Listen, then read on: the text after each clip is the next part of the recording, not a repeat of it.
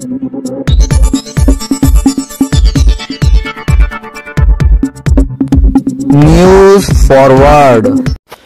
Forward channel में मैं शेख साबिर आपका स्वागत करता हूं।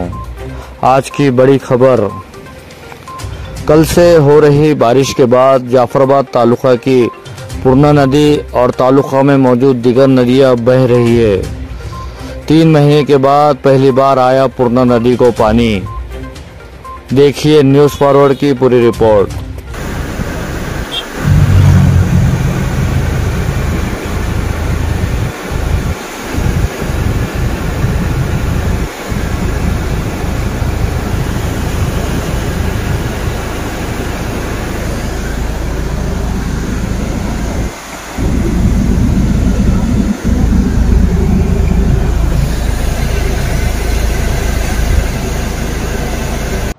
काल पासून या जाफराबाद भोकरदन आणि मराठवाड्यावर पाण्याची अतिवृष्टीचा इशारा हा दिलेला आहे।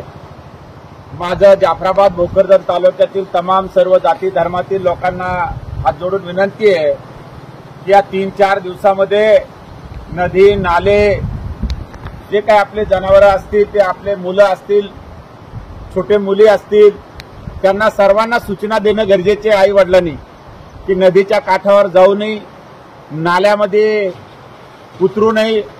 पाणी केव्हाही पडेल आणि त्या नदीला मोठा पूर येईल आणि त्याच्यामध्ये आपली मोठी नुकसान होईल, हानी होईल। यासाठी माझ्या तमाम सर्व जाती धर्मातील लोकांनी, माता भगिनींनी याकडे लक्ष द्यावा आणि सगळ्या नद्या तुडुंब भरून वाहत आहे।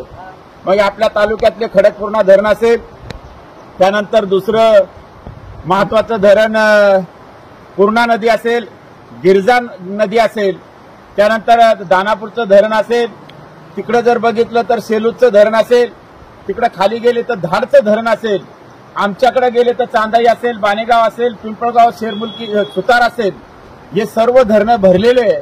त्यामुळे आपल्या सर्व काळजी, आपल्या मुलाची काळजी घ्या, लहान बाळाची काळजी घ्या। शेतकऱ्याने सुद्धा त्यामध्ये विचारपूर्वक करून आपले नदीकडे जाणं टाळा आणि मोठ्या नाल्यापासून सावध राहा, नदीपासून सावध राहा, ही विनंती या माध्यमातून मी माजी आमदार चंद्रकांत पुंडलिकराव दानवे तमाम सर्व जनतेला करतो। धन्यवाद।